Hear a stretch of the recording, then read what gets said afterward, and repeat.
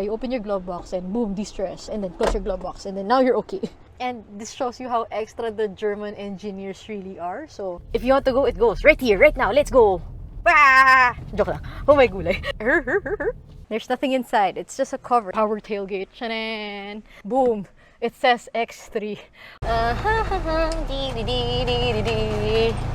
I'm just talking, and if you're still watching, what the frick are you doing with your life? Pro tip, if you see a BMW with a lot of blue accents, it means it's an EV. So today we have the 2024 BMW iX3 M Sport. So let's take a quick first look.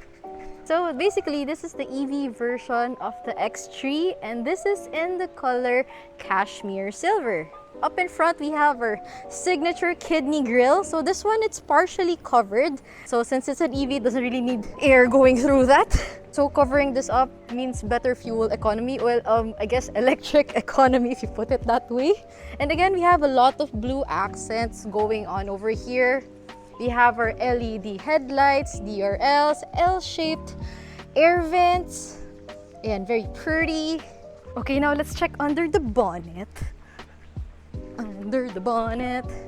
Guys, remember it's a BMW, so we have to pull this twice because we don't really have a hood latch in front. Okie dokie. Of course, it's not hot. It's an EV.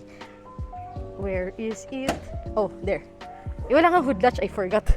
Okay, so gas strut, and there's nothing inside. It's just a cover. There's nothing here. So the motor is at the back, and it's rear-wheel drive. So I wanted to lift the cover, but it seems clipped really well, so never mind. I won't remove it na. But for tradition's sake, so the BMW iX3 has the 5th Gen e-drive motor. So this makes 286 horsepower and 400 Newton meters of torque. Whew! So this is 0 to 100 in 6.8 seconds. And mind you, this is 2 tons. Okay, so now moving on to the side. And it looks really good. Still the same X3 that we know and love. So here we get power side mirrors. It's two-tone with a repeater. We also get a black roof rail over here. As for wheels, we get 19-inch aerodynamic bicolor wheels. This is wrapped in Yokohama Advanced Sport in the size 245/50/19s. Ayan, big boy. Look at that profile. And moving on, we get this really cute name badge. We have air extractors over here. So this works in conjunction with this L-shaped vent kanina. So for better airflow, less drag.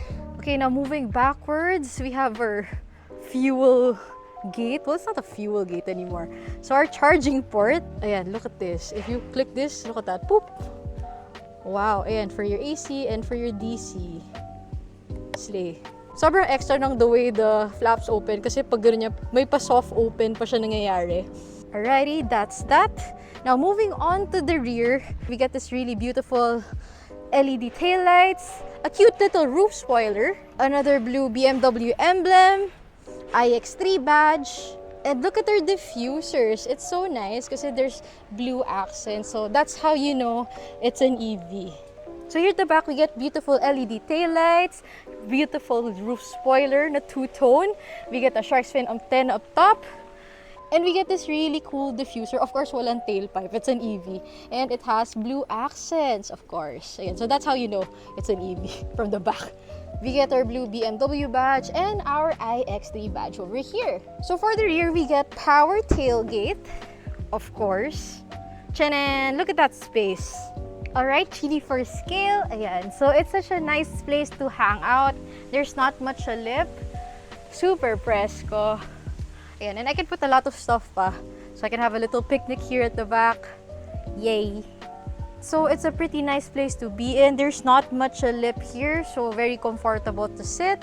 There's still a lot of space, so I can really put my stuff here, have a little picnic here at the trunk. Pwede. Alright, let's check out the stuff here at the back. So we get a net over there. We get a tonneau cover. Super easy to operate with just one hand. Over here, we get a power socket. Yes. A little hook. And underneath here, ayan, I like this grab handle thing. Oh, bam. And here we get our tire repair kit, a cubby, net cubby. Ayan, very spacious. So You can put a lot of stuff and you can organize it even. That's it for the rear. Power tailgate. Chanan! Let's move on to the interior. So here we get keyless entry. Ayan, this is what it looks like. Okay, so before we look at the inside, let's start with the little Easter egg. So, when you open the door, may maliit na X dito. So, when you close it, you can't really see it because it's aligned with the dashboard. So, ayan, cute little thing. Another Easter egg is if you move to the B pillar, you see this little X indent. And if we open the passenger door, tingnan nyo, boom, it says X3. Wala lang, I find that so cute. Cute little Easter egg.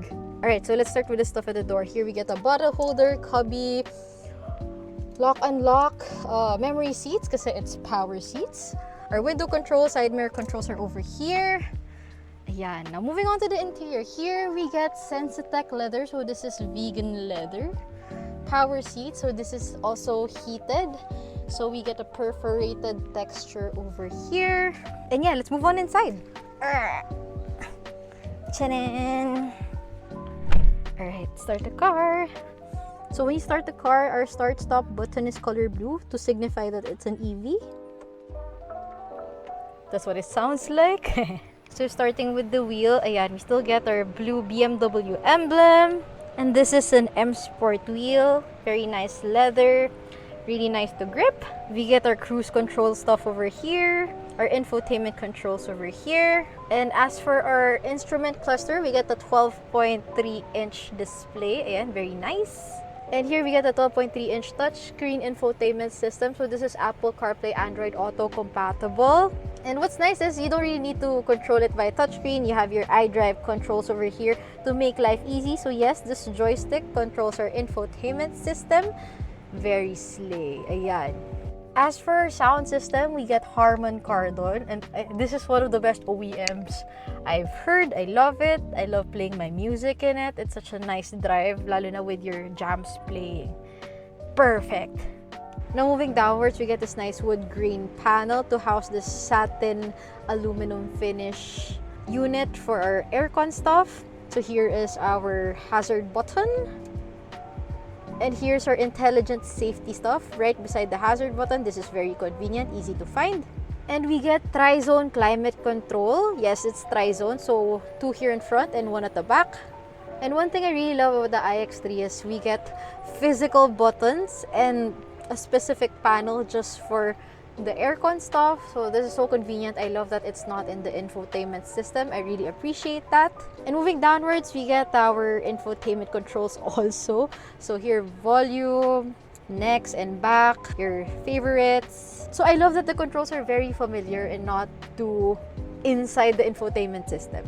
And one thing I don't see often is, tingnan nyo, may iX3 badge dito sa gitna. That's so cute.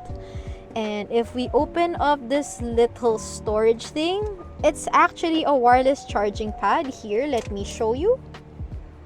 Ayan. Now our phone is charging, so there's a little blue indicator here to tell you that your phone is charging. Okay, we can leave it at that muna. We have a USB plug over here, so this is for our Apple CarPlay Android Auto. We get 2 cup holders, a 12-volt socket, and we can all close this up. So if you want to hide some stuff, you can just close it up. I like it kasi ang linis and you can hide your kalat. So, yes.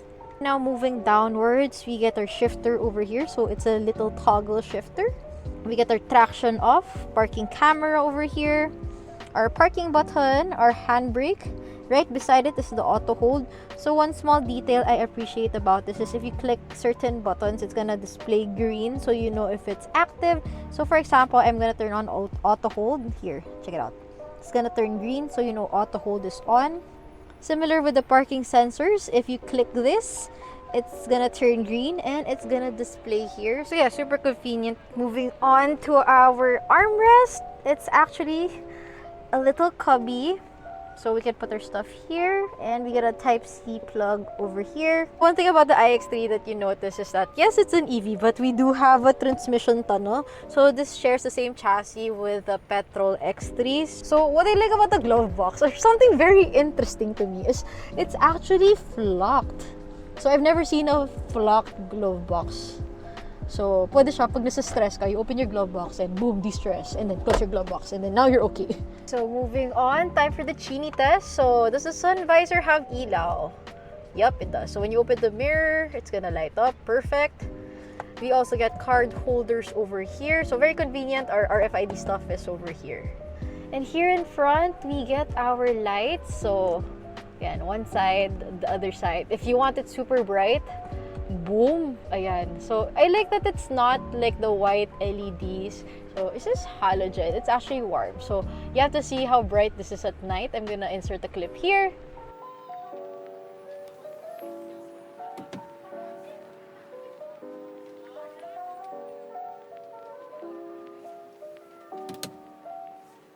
And over here, we have our panorama sunroof controls. So, let's toggle that.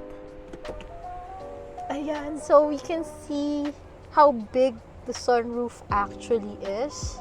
So, it's super aliwalas, very bright, very comfortable, very inviting. Nakagana mag-drive or mag-road trip. Okay, so that's pretty much it for the front. Let's move on to the second row. So over here, we get a pretty spacious second row, starting with our door stuff. Ayan, may cubbies. Bottle holder. Alright, let's get inside. So as for the headroom, look, there's a lot. A lot. And also knee space, a lot. So this is my regular driving position. Pretty comfy. Behind the front seat, we get our net storage. And over here, what makes it a tri-zone part of the tri-zone climate control. Ayan. So I get my own air vent. My katabi gets his own air vent. And we each get our own Type-C charger. And then there's this little shallow cubby over here. So I don't know what you can put there. I guess pwede mo patong yung phone mo. And over here, I just want to show you how cool the armrest is. And this shows you how extra the German engineers really are. So grab handle. Put it down. Is this the cup holder? No, it's a storage. Now for the cup holder, you click this and let me do it again. Look at that. Okay, so look at how the mechanism works. So you click this and then the outer part comes out. And so does the inner part. Ayan. That's crazy. Alright, that's enough cup holder tech for me. And as for amenities, we get our door light over here. We also get a little hook, and that's about it. It's such a comfy place to be in. Perfect for family road trips or just to drive alone. Tapos I have a really crazy center armrest cup holder pa, diba? Slay. Alright, that's basically it for our walk around. Let's get to the driving part. Okay guys, if you like this video so far, like, comment, subscribe, or you can also follow us on our other socials. We're on Instagram, Facebook, and TikTok. So now for the driving part. For driving ergonomics, its typical BMW fits like a glove. So it has power adjust sport seats with the right amount of bolster so it can really keep you in place in those little fun bursts. Pair that with a tilt and telescopic adjustable wheel, you get the perfect cockpit. Controls are easy to reach and easy to understand. As for the steering, of course it's a BMW, it's gonna be good. But if you need me to describe it, steering is effortlessly light, but the resolution is amazing. I still don't know how BMW does this, yung light steering, but so much steering resolution, so much steering communication. Like, Moving on to our power plant. It's not there, it's actually there. So technically it's a rear engine, rear wheel drive. So our electric motor produces 286 horsepower and 400 Newton meters of torque. So it being an EV, there's power everywhere. No more waiting for the power band, no more waiting for a transmission to shift. If you want to go, it goes. Right here, right now, let's go! Ah! Joke lang. Oh my gulay. Whenever you want to make a move, it goes like a bat out of hell every time. And as for recuperation, aka regen, so for those people new to EVs, that basically means it recharges every time you slow down. So instead of the battery powering the motor, it's the motor that's charging the battery. So regen or recuperation. So as for that, we get 3 levels. So you can tune how much quote-unquote engine braking you get when you lift off the throttle. And if you look down here in our little toggle shifter, you can toggle B mode. In this mode, when you lift off the throttle, it's like you're actually applying brakes already. And that's just you being off throttle. And we confirmed that the rear brake lights actually turn on. So B mode is basically BMW speak for one pedal mode. So that effectively makes B mode the most stupid drive mode. As for electricity consumption, So right now, it tells us since we got this from BMW, since charging, it's doing 5.2 kilometers per kilowatt hour.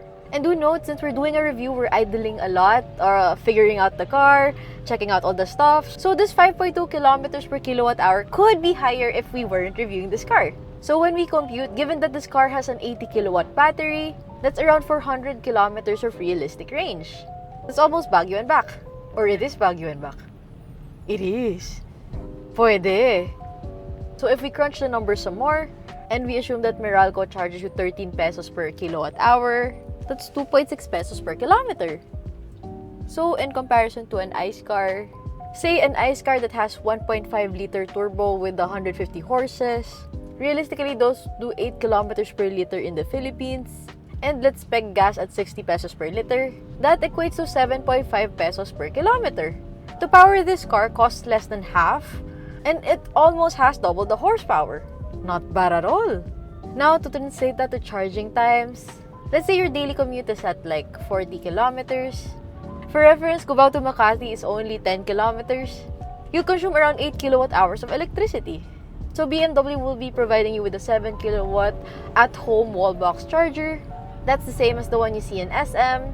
So for your 40 kilometers commute every day, you only need 1 hour 10 minutes to top up. So you really have more than enough juice for your daily needs. And that 40 kilometer commute only costs you 104 pesos in Meralco. Not bad at all talaga. No, it's not bad, it's good. You have 286 horsepower eh. Now moving on to the brakes.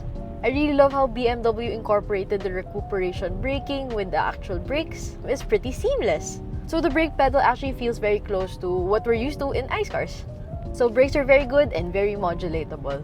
And now on to suspension. So since this is an M Sport, it's actually stiffer than your regular X3. Despite that, I still find it quite comfortable. But the slightly stiffer suspension and the battery packs being low to the ground, so that's lower center of gravity, makes this car handle quite well. Driver connection is and it's very stable at high speeds. Ultimate driving machine! Electric edition. And what I like about driving the iX3 is it doesn't feel so far away from driving a regular petrol car. So for someone transitioning from ICE to EV, it won't be so much of a jump. Leaving it in D and recuperation level 1 makes it act like a regular ICE car. When you release the brake, it creeps forward, and when you release the throttle, there's a slight amount of engine braking. Once you get yourself acclimated, you can just switch it to B. It's where you get to recoup the most amount of energy. So this is where EVs start to shine with being efficient with energy. Kasi in a petrol, once you accelerate, that energy's gone, spent. But here in an EV, you still get back some of it when you slow down. And also in traffic, nothing's idling. It's so still and quiet. So you only need the exact amount of energy to power your aircon and auxiliaries. So in effect, mas tipid din siya in traffic. And one thing I like about the iX3 is that since this shares a chassis with the normal X3, it's a parts bin special. I'm sure it shares a lot of parts with each other. This makes me believe that parts availability will be easier compared to EVs that don't share platform within their brand with, say, like a petrol counterpart. Dealing it is such a joy. Super comfy, no vibration. It accelerates effortlessly, parang nakalink sa mind ko yung throttle. Basically, everything you'd want in a daily.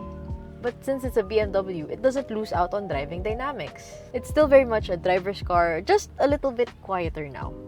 And you need to plug it like a cell phone when you get home. Yun lang,